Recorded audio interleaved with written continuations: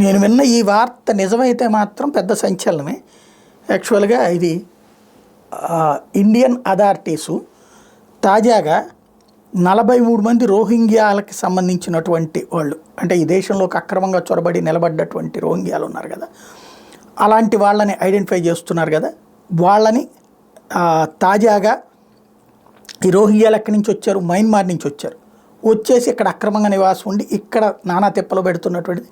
ఢిల్లీలో అట్లా ఐడెంటిఫై చేసినటువంటి వాళ్ళని సముద్రం దగ్గరికి తీసుకెళ్ళి ఏదైతే మయన్మార్ సముద్ర ప్రాంతంలో వాళ్ళకి రోహింగ్యా రెఫ్యూజీస్ని 43 మందికి సంబంధించి ఇంటర్నేషనల్ వాటర్స్లో వదిలేశారు. వాళ్ళందరికీ కూడా దాన్ని ఏమంటారు, ఈ మన ప్యాక్స్ ఇచ్చి, అంటే మెడలో వేసుకోవడానికి బ్రతకడానికి కావలసినటువంటి వస్తువులు ఇచ్చేసి సముద్రం దగ్గర వదిలేశారు అన్నట్టు.